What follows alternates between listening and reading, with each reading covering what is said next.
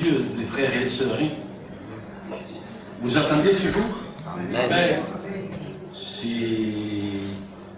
c'est notre espoir, c'est plus haut que ça, c'est notre espérance de nous retrouver tous bientôt autour du Seigneur Jésus, ceux qui ne vivent pas avec cette espérance comme vivait Abraham. Vous savez, c'est cette espérance-là, peut-être une des causes qu'il a été appelé, peut-être, pas tout, certainement, qu'il a été appelé ami de Dieu. Cacherai-je à Abraham ce que je vais faire, vous voyez? Mais il nous a dit que même là-bas, à Canaan, il savait que ce n'était pas son pays. Il savait que sa patrie, nous le trouvons écrit dans l'Épître aux Hébreux au chapitre 11, hein, et il vivait pour ça, sa patrie, c'était là-bas. Une cité qui n'a pas été faite de main d'homme, mais dont l'architecte et l'entrepreneur a été Dieu lui-même. Et nous attendons ce jour que Dieu soit loué. Alors voilà, nous sommes ensemble, nous commençons. Oui, amen, nous commençons. C'est le départ, sitôt qu'on a reçu la nouvelle naissance, c'est le départ de cette vie ensemble qui nous fera régner avec Dieu. Voilà, et bien cet après-midi, donc, nous nous trouvons entre frères et sœurs, et nous allons, avec beaucoup de simplicité, méditer un des passages de Jérémie. De Jérémie, je l'ai cité depuis 43 ans, je l'ai cité souvent dans les prédications, mais je ne me rappelle pas d'avoir prêché que sur ça. Et cet après-midi, donc, nous passerons un moment ensemble, que Dieu nous rende attentifs, hein, et que nous puissions dire au plus profond de notre cœur que n'importe celui qui prêche, Seigneur, c'est ta parole. Parle, Seigneur, ta servante écoute, ton serviteur écoute. La vie de Samuel a commencé là, hein, après avoir dit ces paroles. Hein. Ça a été un très très grand prophète. Voilà, nous lisons donc que dans Jérémie, vous connaissez le passage par cœur, les chrétiens, même si vous n'avez pas la Bible devant vos yeux, eh bien, vous pouvez me le citer par cœur. Jérémie 15, au verset 19.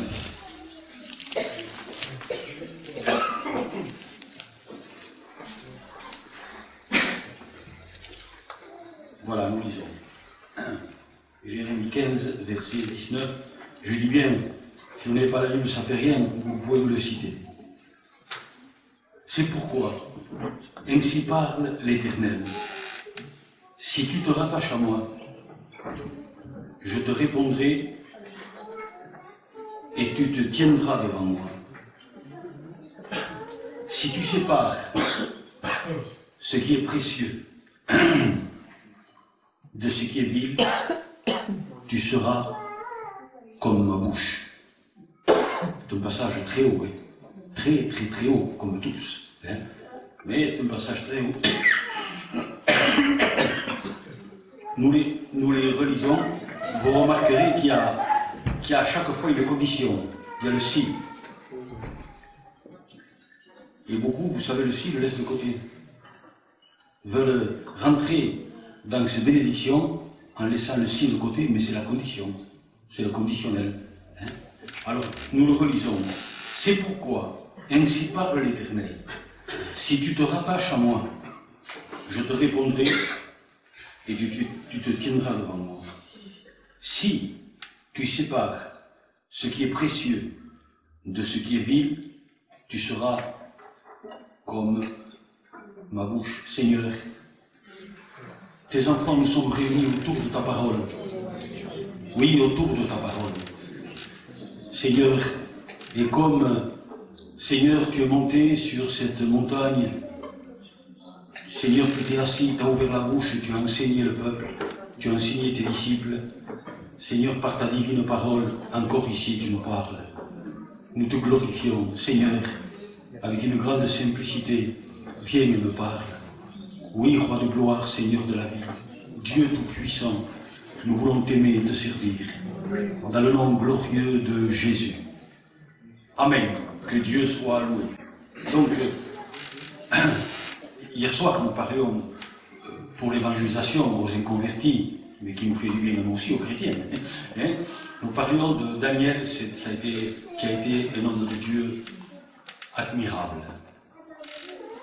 Mais Ézéchiel aussi, tous les hommes de la Bible, mais Ézéchiel aussi, par les souffrances qu'il a passées, par les épreuves qu'il a passées, à cause de la parole de Dieu.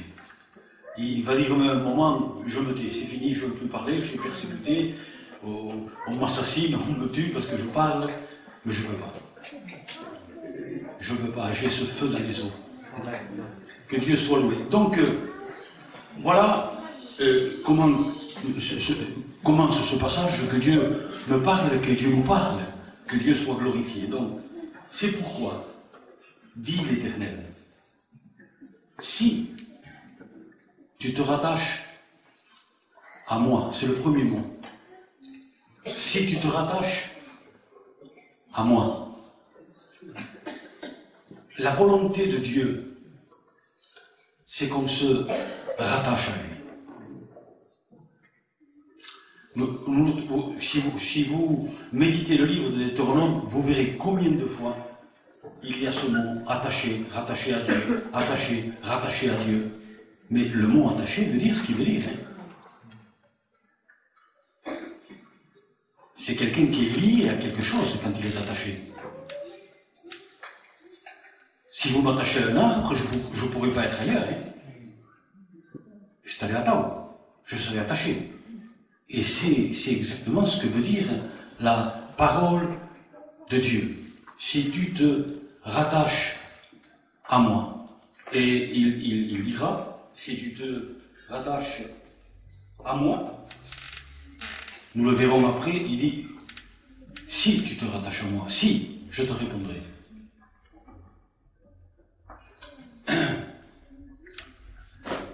Comment nous pouvons nous rattacher à Dieu? En cherchant de tout notre cœur, c'est pas le terme, mais en cherchant de tout notre cœur, la consécration avec Dieu. Amen. Si notre but suprême, c'est de l'aimer, je dis bien notre but suprême, hein, le haut du haut, c'est de vouloir l'aimer et de vouloir vivre que de lui, par lui et en lui. Alors, par cette consécration, bien sûr, par la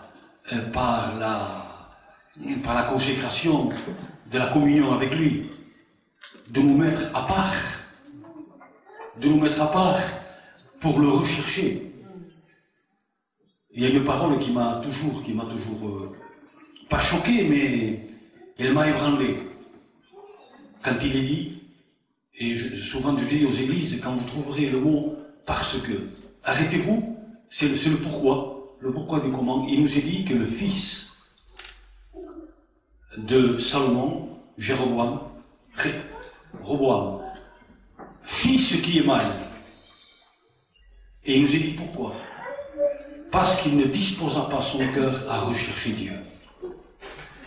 Et quelquefois on passe par-dessus des versets comme ça, mais c'est la parole de Dieu.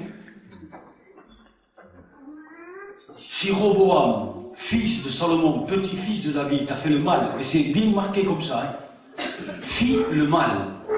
Il n'est pas dit qu'il vola, il tua, il mentit. Il n'y a rien de tout ça là. Fit le mal. Parce qu'il ne disposa pas son cœur, ou il n'appliqua pas son cœur à rechercher Dieu. C'est terrible.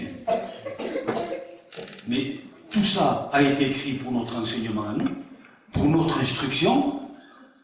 Si lui a fait le mal à cause de ça, à combien plus ou moins?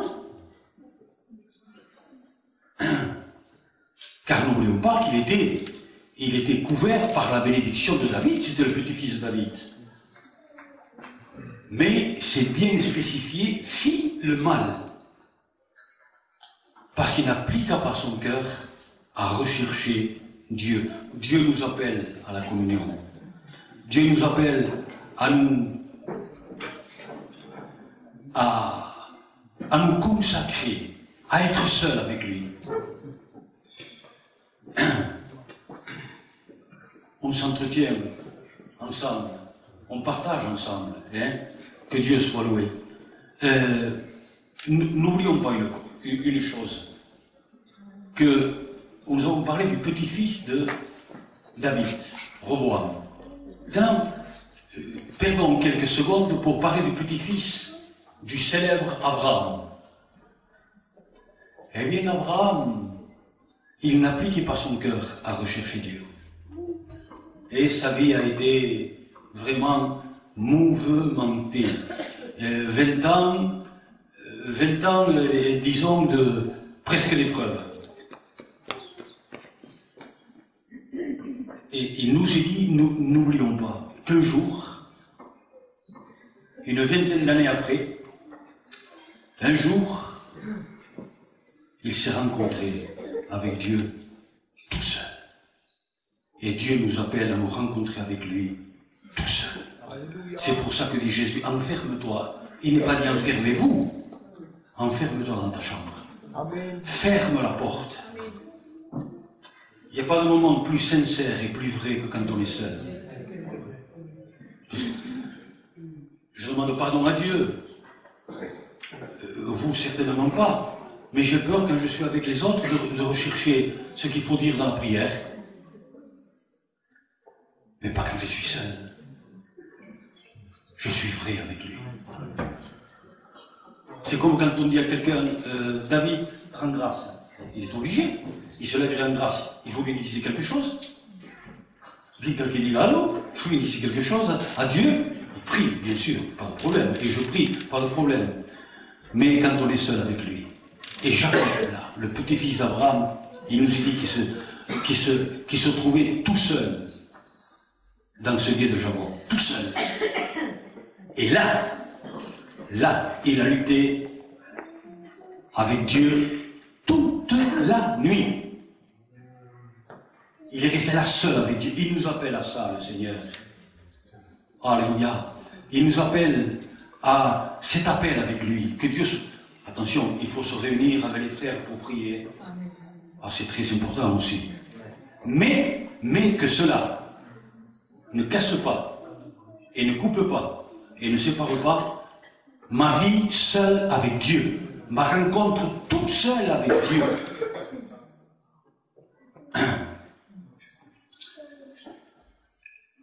Et là, il s'est rencontré avec Dieu, et là, il a bataillé avec Dieu. Bon, ça va, laisse-moi. Le dit, soit Dieu, soit l'ange de l'Éternel, cherche-moi. Il lui dit, bon, l'aube commence à se lever. Maintenant, laisse-moi, je ne te laisserai pas. Combien Dieu aime ça. Je ne te laisserai pas, je veux que tu me bénis. Et quand c'est qu'il a été béni? Quand il a été vaincu par Dieu. Et d'autres versets nous disent que c'est lui qui a vaincu, que c'est lui qui a triomphé. Pourquoi? Parce qu'il a combattu avec Dieu, il en est sorti vainqueur. Il a tenu Dieu, il a combattu avec Dieu. C'est ce que Dieu attend de chacun de nous, c'est individuel, c'est personnel. Cette rencontre avec Dieu, les sœurs, les frères, que ces moments ne soient pas une prédication au nom de Jésus, mais que ce soit le Saint-Esprit, par sa divine parole, qui est en train de m'exhorter, de me parler, hein, pour une vie épanouie avec Dieu. Et là, Dieu lui a brisé la hanche, et c'était plus le même. On le voyait que c'était plus le même. Il boitait. Avant ça, il ne boitait pas.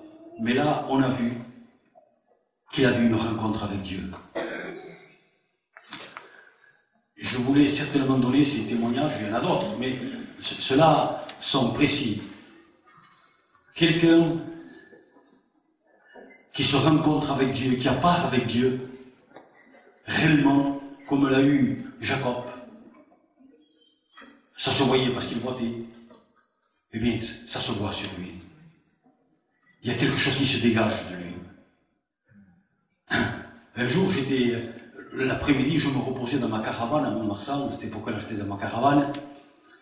Et mon neveu Gabi, que le frère connaît, mon neveu Gabi, il me frappe à la porte, Manico, Manico, un serviteur de Dieu est arrivé. Et là, à cette époque-là, vous savez, quand il y avait un serviteur de Dieu qui passait, il n'y en avait pas beaucoup. Et moi, c'était la joie de le recevoir, c'était vrai. Et je me lève et j'ouvre la porte, il était à la porte de Gabi. Je dis, mais qui c'est? Il me dit, tu ne le vois pas là, il est en train de préparer sa caravane. Je dis, laisse-moi Gabi, il n'est pas serviteur ni chrétien. Je ne l'avais jamais vu. Et c'était exactement comme ça. Et il était horrifié, mon neveu Gabi, de ce que je lui avais dit. Scandalisé. Mais après, il a reconnu que c'était vrai, qu'il n'était même pas, ni christian ni chrétien, rien du tout. Par contre, une autre fois, un jeune paillot m'avait fait de l'autostop. Et je me suis arrêté, et il est monté derrière. Il y avait mon neveu à côté de moi, un neveu qui avait été après il avait été pasteur dans les assemblées de Dieu. Et bon, je conduisais, je ne faisais pas attention, je parlais avec lui.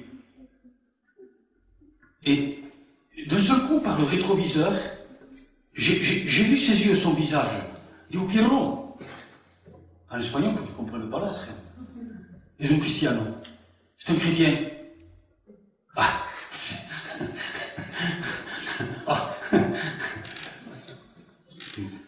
Habla-les, vas a ver, parle-lui, tu vas voir. Il se tourne, lui, il savait parler parce qu'il avait des études assez poussées quand même. Hein, et il commence à s'entretenir avec lui, et il lui pose la question. Il dit oui, je suis des assemblées de Dieu de tel endroit, je suis un chrétien. Ça se lisait dans ses yeux, c'était quelqu'un qui avait contact avec Dieu. Pas comme peut-être Moïse, quand il est descendu de la montagne, qu'il a dû voiler son visage, tellement il avait du contact avec Dieu. Alors donc, comment nous pouvons nous rattacher à Dieu? Si tu te rattaches à moi, c'est important, il a dit. Nous le verrons après, je te répondrai. Si tu te rattaches à moi, je te répondrai. Alors, vouloir de tout notre cœur, de nos forces, l'aimer au-dessus de tout. Être avec lui, se consacrer à lui, j'allais dire payer le prix. C'est pas payer le prix. Hein? Mais quand on dit payer le prix, c'est que ça veut dire rester à genoux avec lui. Enfin, je trouve ça un peu gros, payer le prix. Hein? Si tu te rattaches à moi.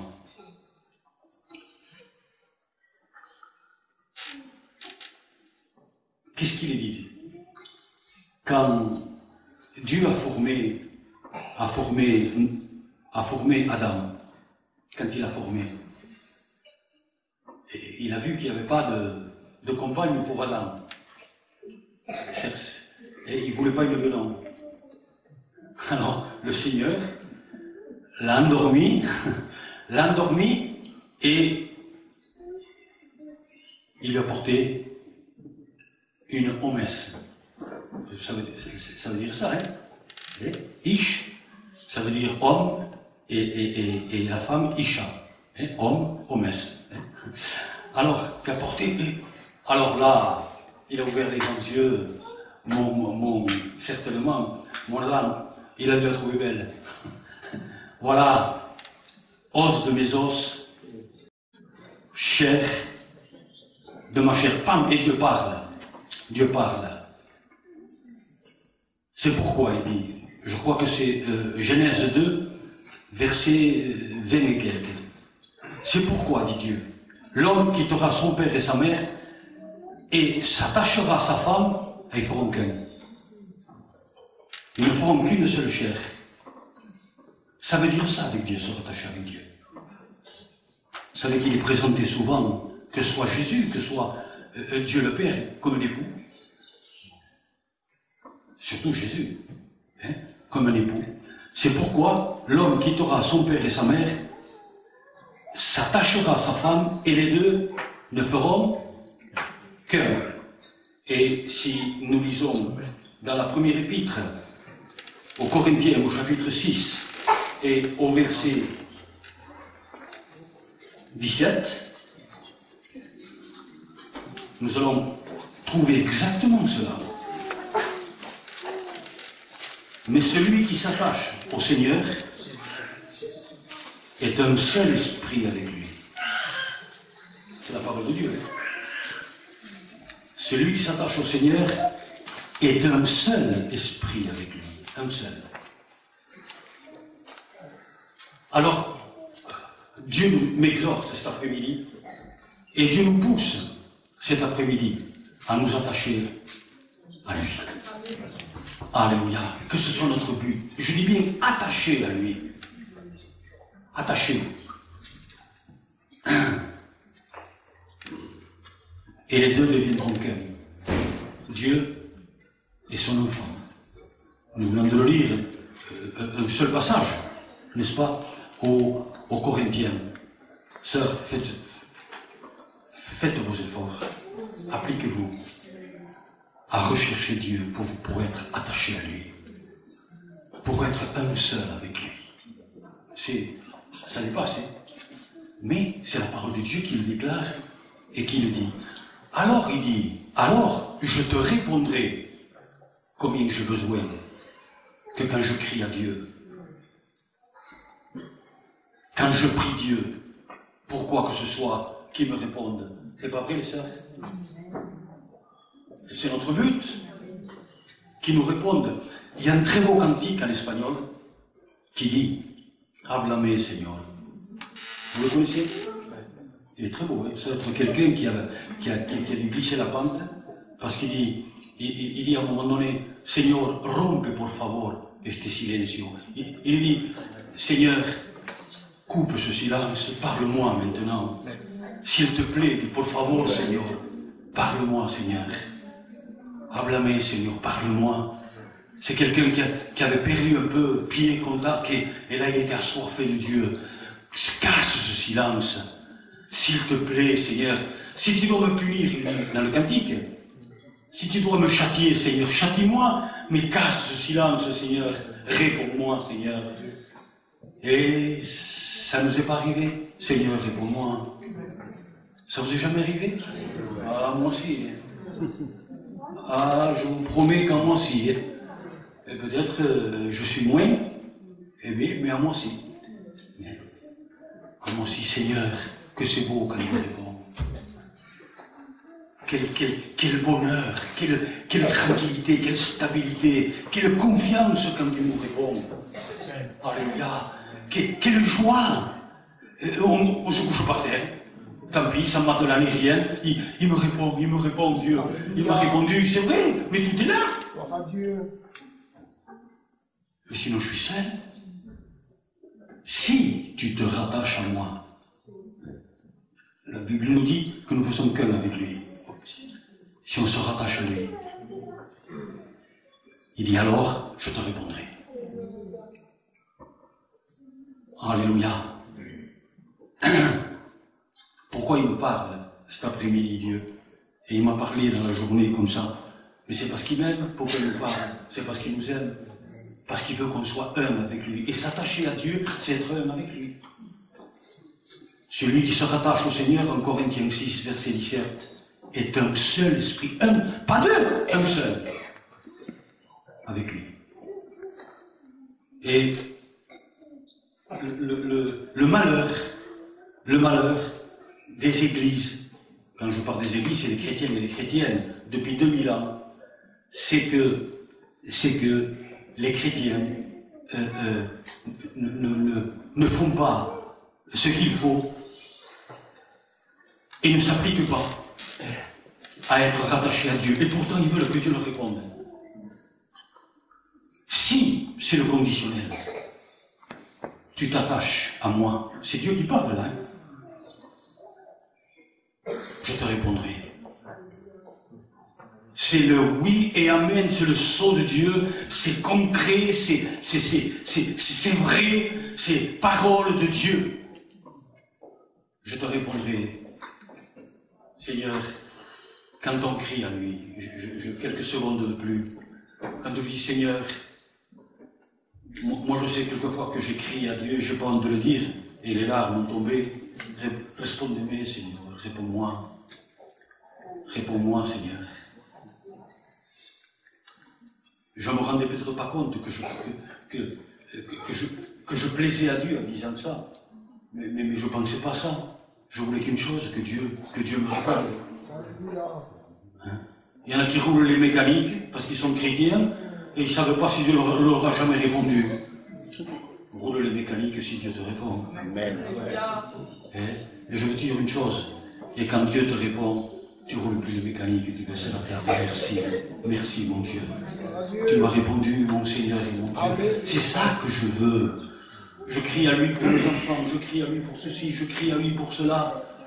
Et comme disait David, j'ai crié à l'Éternel, il m'a répondu. Amen. Alléluia. Ah, ayez cette soif que Dieu vous réponde. Ayons cette soif. Comme la biche assoiffée cherche les courants d'eau. Hein? Ayons cette soif que Dieu vous réponde. Alléluia. Et comme l'assoiffé dans le désert qui s'est perdu et qui cherche une oasis, un point d'eau, et puis d'un seul coup il le trouve.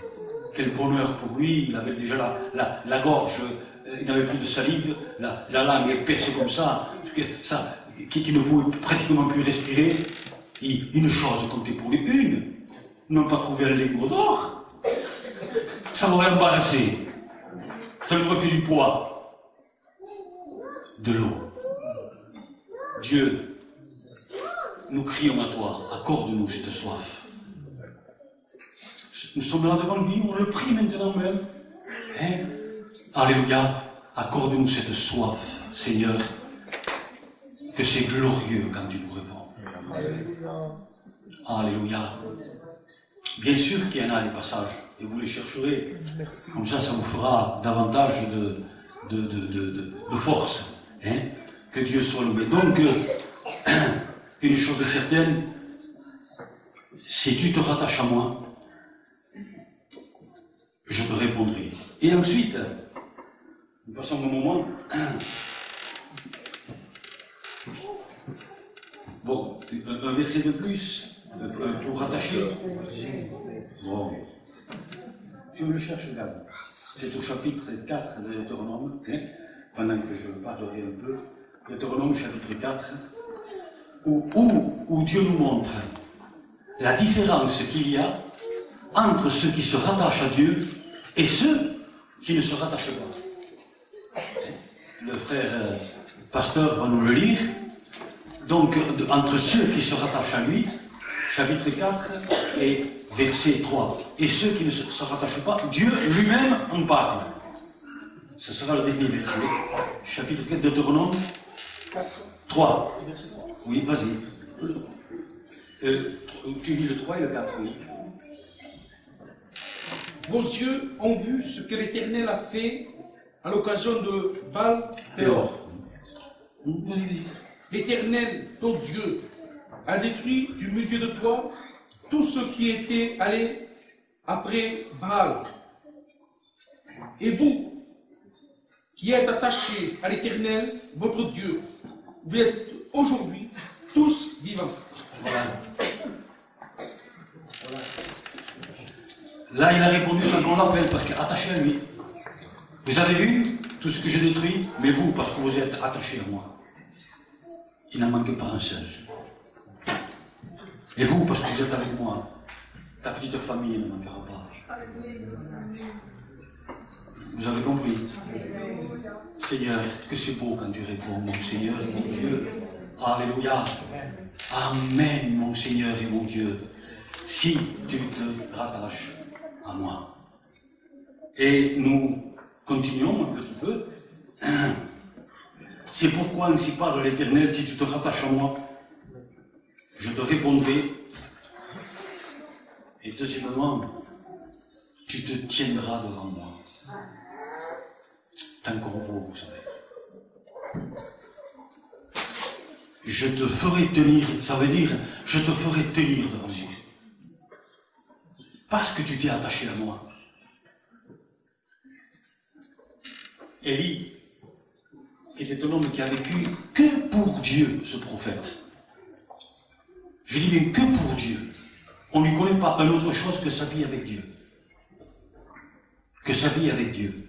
Même quand il arrive un peu à la fin de sa carrière, sur le mont Horeb, et qu'il dit « Je suis resté seul, éternel », et comment il connaissait Dieu. Il y avait le feu, la tempête, le vent impétueux, il ne bougeait pas. Il connaissait Dieu.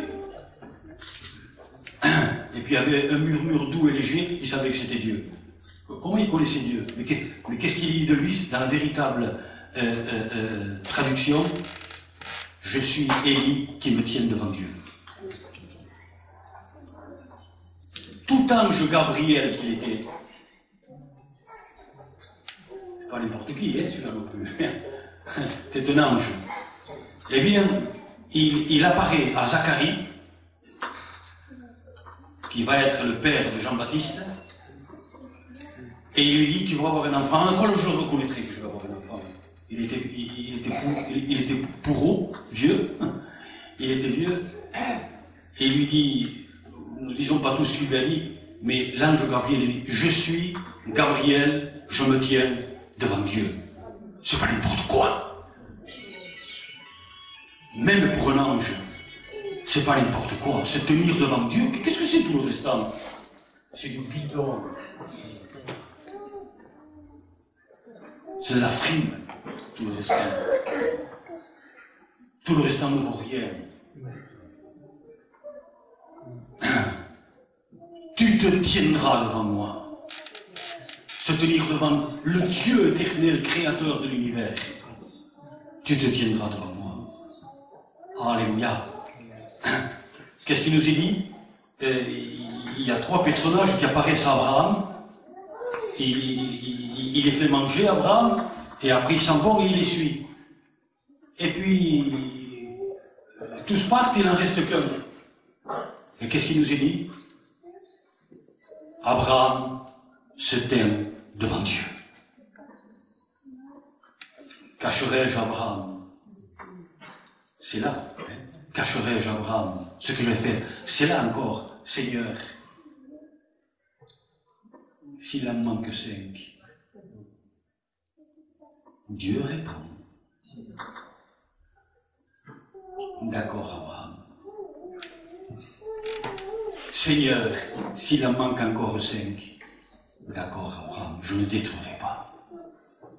Seigneur, s'il en manque 10, et s'il manque, et s'il en manque, et s'il en manque, d'accord, Abraham. À chaque fois, Dieu lui répondit. Alléluia. Il se tenait devant Dieu. Dans le livre des psaumes, nous méditons la parole de notre Père Céleste. Le psaume 106. Au psaume 106, nous trouvons Moïse. Psaume 106, au verset 23, je crois. Dieu parlait d'exterminer le peuple. Et il dit, et il parla de les exterminer. Mais Moïse, son élu, se tint à la brèche devant lui. Alléluia. Amen. Et nous savons comment Dieu lui a répondu. Il a dit, d'accord Moïse, je ne les détruis pas. C'est écrit dans le livre de l'Exode. Quelle gloire, sœur, frère, que Dieu nous réponde. Alléluia. Si tu te tiens devant moi, si tu te rattaches à moi, tu te tiendras devant moi. Je te répondrai. Amen. Nous allons un peu plus loin, bien sûr, que ce n'est pas de l'évangélisation. Hein.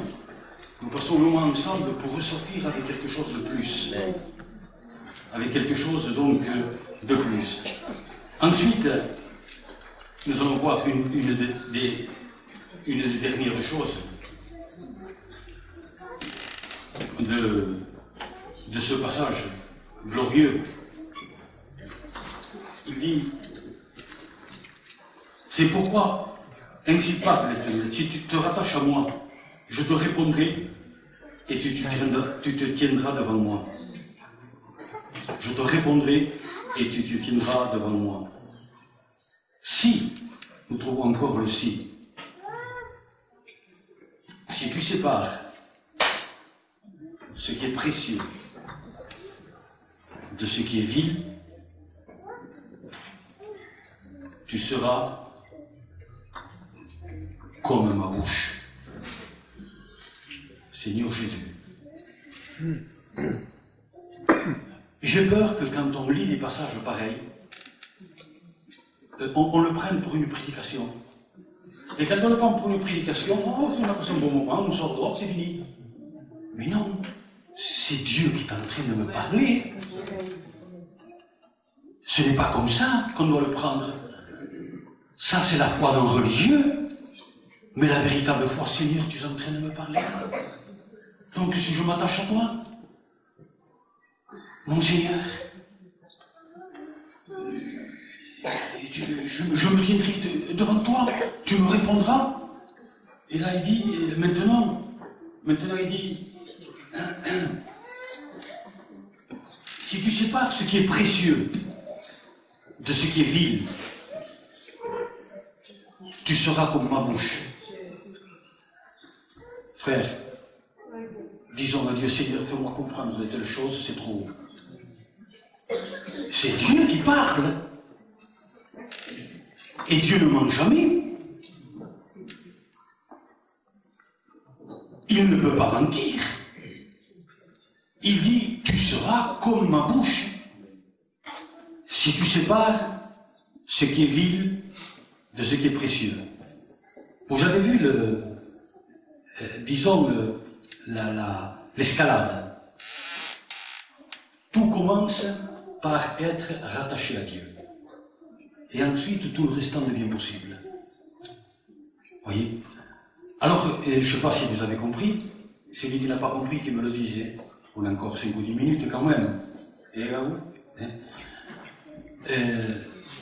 Là maintenant, il dit, si tu sépares ce qui est précieux de ce qui est vil, Dieu a horreur du mélange. Si tu sépares ce qui est précieux de ce qui est vil, Seigneur, ouvre-moi l'esprit. Qu'est-ce que je mélange, Seigneur, à ce qui est précieux? Si tu le sépares, nous savons que sanctification veut dire séparation. Hein?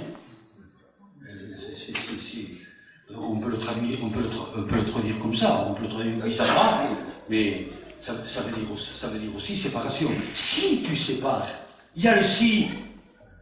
Dieu me dit que ça dépend de moi, que lui il est là pour me donner, que lui il est là, mon fils, pour te donner. Si, dis-lui à Dieu, si je sépare, si tu sépares ce qui est précieux, je sais que ce n'est pas une belle prédication qui remue les boyaux, les entrailles, qui donne la chair coule. Je sais, c'est pas beau, mais combien j'en ai besoin. Amen.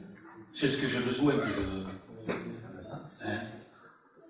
Ce n'est pas passer mon moment au théâtre. J'ai tout oublié.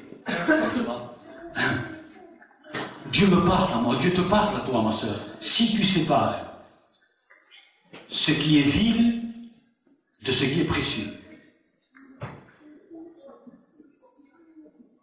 tu seras comme ma bouche. Nous retrouvons encore le mot un. Nous le retrouvons encore là. Quelle grâce, mon Seigneur et mon Dieu. Quelle grâce que quand je prie Dieu, je suis comme la bouche de Dieu. Quand je témoigne autour de moi, je suis comme la bouche de Dieu. Quand je donne un conseil à un frère, un conseil parce que, pourquoi que ce soit, je suis comme la bouche, que si Dieu lui-même lui parlait, je suis comme la bouche de Dieu. Ça va au-dessus, comme si Dieu lui parlait. Puisque comme la bouche, de Dieu. Mais si tu sépares ce qui est vil de ce qui est précieux, nous devons regarder dans notre vie.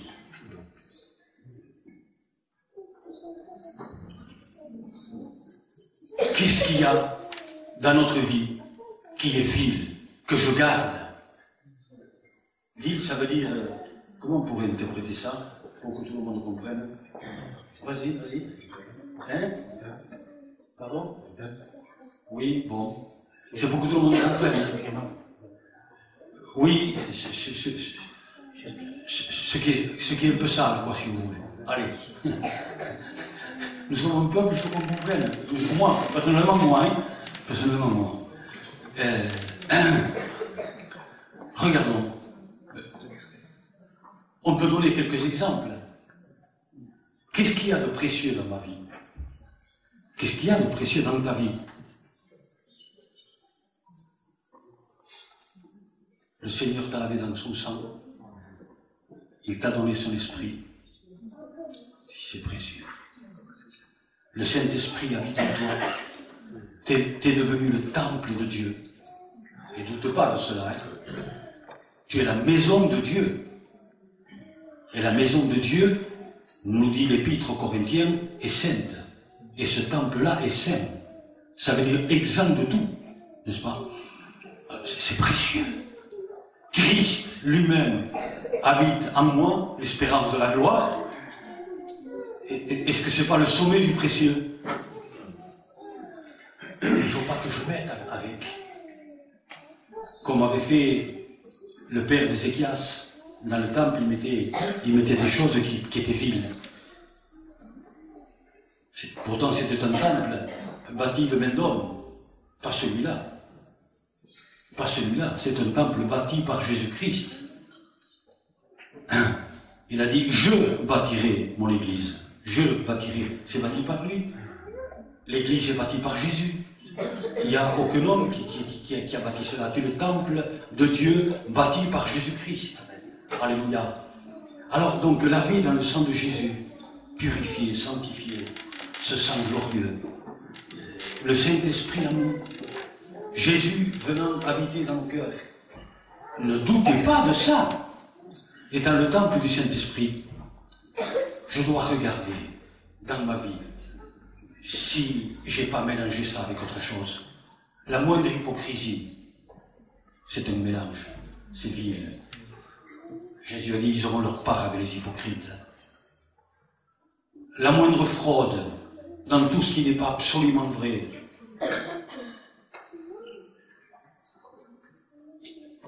C'est vil.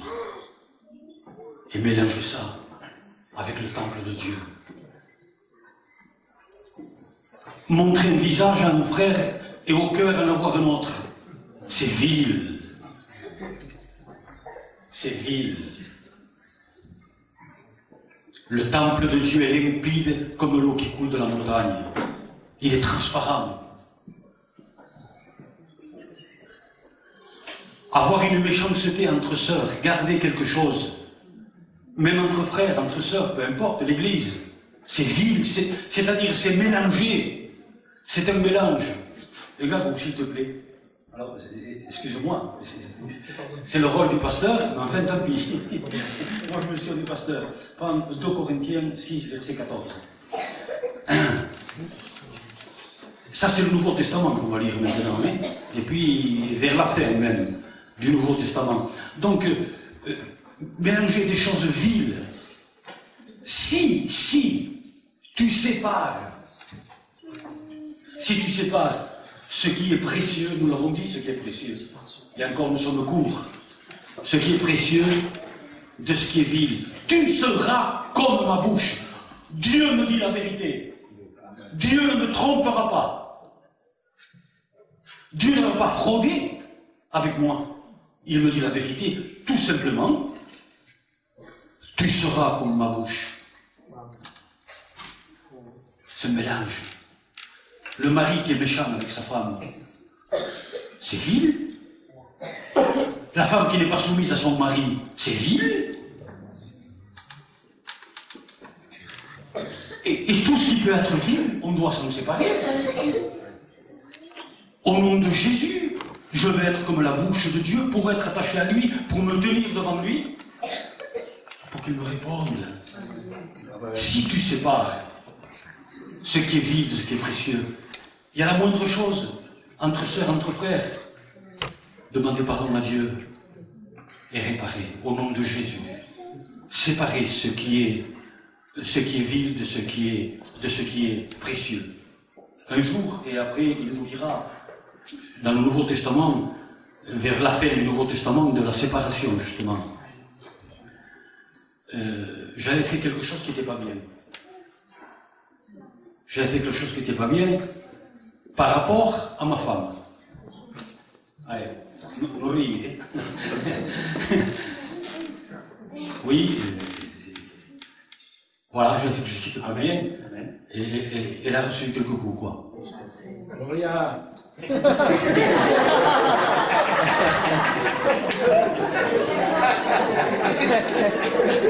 Heureusement qu'on se relaxe, hein, qu'on se détend. Et puis, pour moi, je pensais que c'était normal dans ma jeunesse spirituelle. Et puis, je suis parti, j'habitais cette époque à Mimizan, au bord de la mer, c'était l'hiver, je suis parti le long de la mer, et il y avait quelque chose qui n'allait pas. Moi, je me disais la vie, jamais, au grand jamais, penser une chose pareille. Hein. Et je marchais le long de la mer, il n'y avait personne, c'était l'hiver, il y avait quelque chose, j'essayais, je me mettais à genoux, j'essayais d'avoir communion avec Dieu. Il y avait un mur avec des portes de prison devant, on aurait mis. Et ça a duré, je ne sais pas combien d'heures. Jusqu'à un moment donné, je suis tombé là, sur le sable de la mer, et je dis, Seigneur, je t'en supplie, réponds-moi. Qu'est-ce qu'il y a dans ma vie? Il y a quelque chose dans ma vie. T'as frappé ta compagne, qui elle aussi est le temple du Saint-Esprit. Si vous saviez l'angoisse qui m'a pris, pardon Seigneur, pardon mon Dieu, je te promets que jamais plus de ma vie, je lèverai la main sur ma compagne, il y a 30 et quelques années. Et jamais plus. Seigneur, pardon mon Dieu, c'était vil, n'est-ce pas? Mais de suite que je demandais pardon, que j'ai promis que je ne recommencerai plus, une paix et la communion de Dieu m'a envahi. Alléluia. Si tu sépares, nous ne nous rendons pas compte qui est Dieu, que la moindre chose le froisse. Parce que ce qu'il a mis en nous est saint, c'est à lui. Et mettre quelque chose qui est du diable ou du moi, l'orgueil le froisse. Je dis bien l'orgueil froisse Dieu. Toutes ces choses-là, au nom de Jésus, que je m'examine moi-même. Examinez-vous, dit l'apôtre Paul, si vous êtes toujours dans la foi. Dans la véritable foi, n'est-ce pas? Alors nous terminerons, le frère va lire justement dans le Nouveau Testament, là c'est dans l'Ancien, dans Jérémie, et dans le Nouveau Testament, il va lire ce que nous dit la parole du Seigneur. Je te dirai. Ne vous mettez pas avec les infidèles sous un joug étranger. Car quel rapport y a-t-il entre la justice et l'iniquité? Ou qu'y a-t-il de commun entre la lumière et les ténèbres? Quel rapport y a-t-il entre Christ et Bélial? Bélial, c'est le diable. Hein? Et quelle part a le fidèle avec l'infidèle? Quel rapport y a-t-il entre le temple de Dieu et les idoles? Car nous sommes le temple du Dieu vivant. Comme Dieu l'a dit, j'habiterai et je marcherai au milieu d'eux. Je serai leur Dieu et ils seront mon peuple. C'est pourquoi sortez du milieu d'eux et séparez-vous, dit le Seigneur. Amen. Ne touchez pas à ce qui est impur, voilà. Et je vous accueillerai. Voilà. C'est plus clair encore qu'ici. Dans le Nouveau Testament, c'est encore plus clair. C'est encore plus clair. Mais non, quel part il y a entre Christ et le diable? Quel part il y a entre la lumière et les ténèbres? Et ce qui est précieux, ce qui est vil, c'est ça. Cherchons dans notre vie. Comme je ne cherche pas en Gab, ou en Moro, ou en qui que ce soit, ce qui est vil en lui, et je me le cherche chez moi. Hein. C'est ce que me dit Dieu, de le chercher en moi. Que je cherche en moi, que je laisse que ce qui est précieux. Alors, tu seras comme ma bouche. Je te répondrai. Háblame, Seigneur, por favor, rompe este silencio. Si tienes que castigar, si tu dois me châtier, Seigneur, châtie-moi, mais coupe ce silence, Seigneur. Seigneur, si tu dois me frapper, frappe-moi, mais coupe ce silence. Réponds-moi, Seigneur. La première fois que j'ai entendu ce cantique, je ne vous le cache pas, hein, je préfère les cantiques français, parce que j'ai peur qu'il y ait justement un mélange là aussi. Il y a de très beaux cantiques en espagnol aussi. Amen. La première fois que je l'ai entendu, et il n'y a pas longtemps, je n'ai pas pu le faire autrement que pleurer. Pourtant, c'est moi qui devais prêcher, je pleurais. Comment cet homme a voulu se rapprocher de toi, Seigneur? Casse ce silence, châtie-moi s'il le faut, mais casse ce silence. Réponds-moi, mon Seigneur, réponds-moi. Alléluia, que Dieu soit loué. Alors voilà, nous l'avons ici. Séparez-vous. Et qu'est-ce qu'il dit? Et touchez pas à ces choses-là. Jetez-les, regardez ce qu'il y a et jetez-le, réparez. Faites ce que vous voulez. Mais jetez tout ça. Laissez dans vous. Vous êtes le temple de Dieu. Et quel rapport y a-t-il? Quelle différence y a-t-il entre le temple de Dieu et les idoles? Moi, je suis une idole.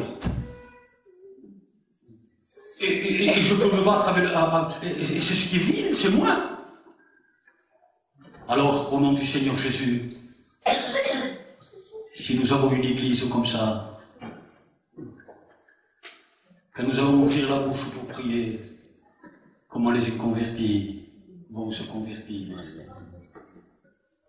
les malades être guéris, en rentrant par les portes de l'église, ils vont être saisis par le Saint-Esprit, puisqu'il n'y aura que ce qui est précieux. Il n'y aura pas d'interdit dans ce qui est vil. Et malheureusement, disons-le, dans l'église de Dieu, dans le monde, il y a du vil. Il y a du vil. Des petites choses qui ne se rendent pas compte. C'est un cumul comme un sac. Non. Séparez-vous, dit le Seigneur. Le touchez même pas. Non de la voix. Séparez-vous. Alors, il dit, qu'est-ce qu'il dit? Alors, je serai au milieu de vous. Je marcherai au milieu de vous. C'est les promesses de Dieu. Je marcherai au milieu de vous. Je serai au milieu de vous. Vous serez mes filles, et je serai votre père. Mais sortez ce qui est vil. Voilà. Voilà, nous allons rendre grâce à Dieu que chacun se regarde lui-même. Amen.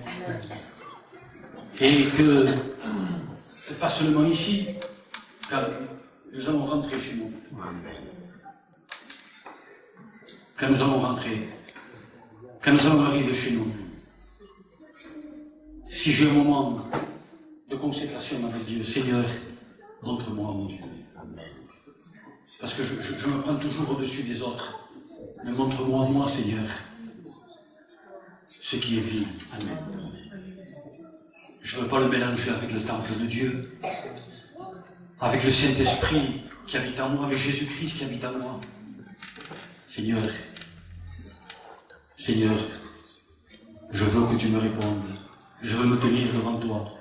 Je veux être comme ta bouche. Au nom glorieux de Jésus. On prie le Seigneur. Amen. Que Dieu soit glorifié. Père, notre Père, tu continues à dire, ayant de telles promesses, achevons notre sanctification dans la crainte de Dieu. Mon Seigneur et mon Dieu, nous sommes là devant ton trône. Qu'est-ce qu'il y a de vil dans ma vie que je n'ai pas vu, que j'étais aveugle? Montre-me-le. Je veux le rejeter pour être attaché à toi, pour me tenir devant toi, pour être comme ta bouche. Oui, mon Dieu, il y a un si, et cela vient de nous. Toi, tu me conseilles. Toi, tu me donnes la force de le faire. Tu me donnes le pouvoir de le faire. Roi de gloire, Seigneur de la vie, mais que nous te répondions, que tu te réjouisses à voir, mon Seigneur et mon Dieu, qu'on rejette la plus petite des choses qui est vile, mon Seigneur et mon Dieu. Et c'est quand on est attaché à toi que tu nous montres cela. Alléluia. Que tu nous fais découvrir cela dans notre propre vie. Que ton nom soit glorifié, Jésus. Alléluia. Alléluia. Que ton nom soit glorifié, Maître. Ah, nous sommes là devant ta face, Jésus. Et nous sommes heureux et contents que tu nous parles. C'est parce que tu nous aimes. Parce que tu veux qu'on se tienne devant toi. Parce que ta volonté, c'est qu'on soit comme ta bouche. Parce que tu aimes ton église. Parce que tu en as fait ta maison. Parce que tu en as fait ton temple où tu habites. Jésus, nous ne comprenons pas ton amour. Alléluia. S'il y a quelques frères et quelques sœurs, juste pour quelques secondes encore, quelques frères et quelques sœurs qui voudraient dire à Dieu tout simplement ce que j'avais dit une fois sur cette plage, qui voudraient dire à Dieu, je te demande pardon, Seigneur, avec simplicité. Je suis devant mon papa, je suis devant mon père, de quoi je vais avoir honte ou n'importe quoi, je veux qu'il soit avec moi. Celui qui confesse et délaisse, eh bien Dieu revient à lui, l'obtient miséricorde. Alléluia. Alors, s'il y a quelques frères et quelques sœurs qui voudraient tout simplement dire au Seigneur, je te demande pardon, mais je veux partir d'un nouveau pas pour rejeter tout ce que tu me montreras, Seigneur, tout ce que tu me feras voir, eh bien, je prierai pour cette personne, mais qu'il ou qu'elle se lève pour demander pardon à Dieu.